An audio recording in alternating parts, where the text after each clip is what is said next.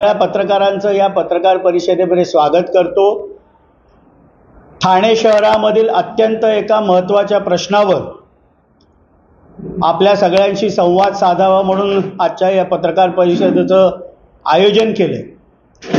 गेले 3-4 दिवस संपूर्ण ठाणे शहरामधनं कचरा उचलला जात नाहीये आणि शहरातील अनेक भागांमध्ये कचऱ्याचे ढीग हे दिसायला लागलेले आहेत। ठाणेकरांच्या बद्दल आस्था असल्यामुळे या प्रश्नावर राष्ट्रवादी काँग्रेस पक्षाने भूमिका घ्यावी म्हणून ही पत्रकार परिषद आज आयोजित केलेली आहे। गेले 3 वर्ष महासभा नसल्यामुळे सर्व अधिकार हे प्रशासक म्हणून ठाणे महानगरपालिकेच्या आयुक्ताकडे आणि त्यामुळे जी ही अव्यवस्था कचऱ्याबाबत झालेली आहे याच्यासाठी संपूर्णपणे प्रशासन जबाबदार आहे। महापालिकेमधील मुजोर अधिकारी, पात्रता नसलेले अनेक वर्ष त्या पदावर असलेले अधिकारी, कोणाच्या शैक्षणिक पात्रतेबद्दल प्रश्नचिन्ह, कोणावर भ्रष्टाचाराचे आरोप, म्हणजे व्हॉट्सॲप ग्रुपमध्ये तर सहाय्यक आयुक्ताचा रेट किती नियुक्ती करण्यासाठी हे देखील व्हॉट्सॲपवर जी चर्चा होते हे ठाण्यासाठी दुर्भाग्याची गोष्ट आहे। आणि घनकचरा गेले 3 दिवस जो उचलला जात नाहीये, आपण बघितलं तर वागळेला आंदोलन झालं, इथे कचरा आणू नका, पण कुठलीही पर्यायी व्यवस्था झालेली नाही।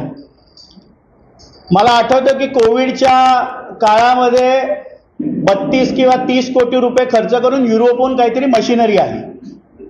आता देखील 2500 किंवा 2700 कोटीचा ठेका शास्त्रोक्त पद्धतीने घनकचऱ्याच्या व्यवस्थापनासाठी काढण्यात आलं।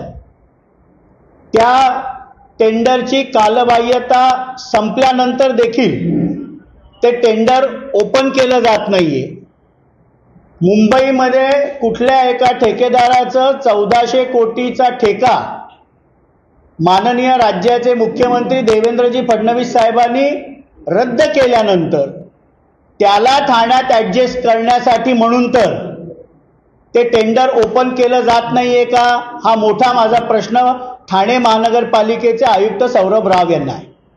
आज अधिकाऱ्यांच्या नाकर्तेपणामुळे संपूर्ण ठाण्यामध्ये कचरा जागोजागी जमा झाला आहे।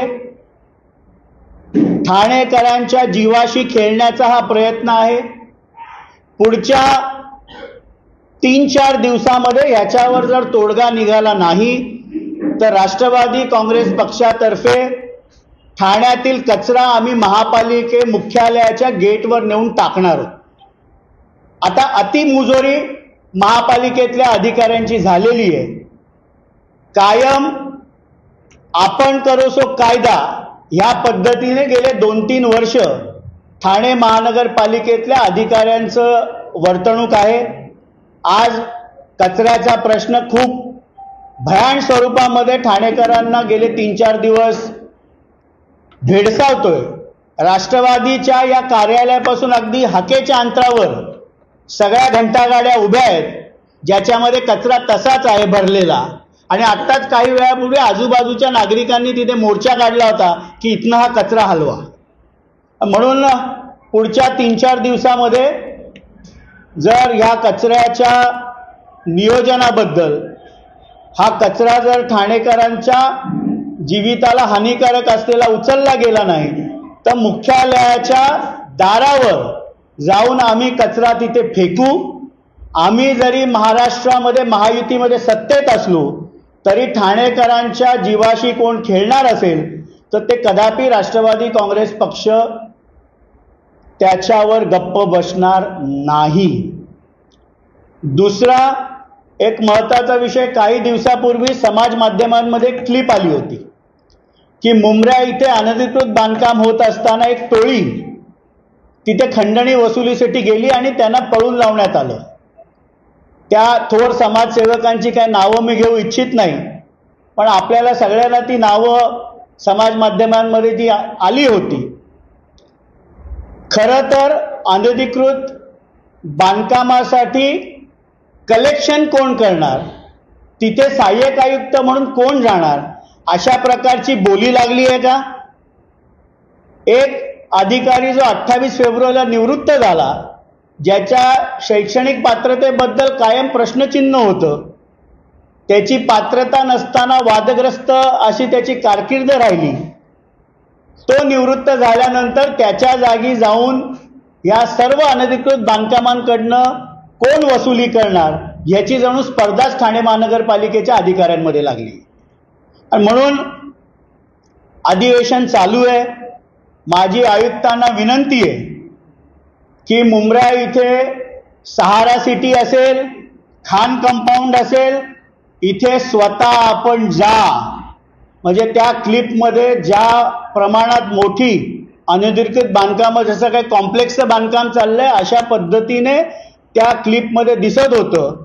आणि असा गाड्यांचा कॉन्वॉय वसुलीसाठी तिथे गेलाय आणि त्यांना परत पाठवलं, अशा प्रकारचं ते व्हिडिओ होता. माझी आयुक्त सौरभ राव यांना विनंती आहे की केबिनमधनं बाहेर पडा, मुंब्र्याला जाऊन स्वतः अनधिकृत बांधकामाची आपण पाहणी करा. आपले खालचे अधिकारी केवळ वसुलीच्या मागे लागले आहेत. आणि या निमित्ताने अधिवेशन चालू आहे.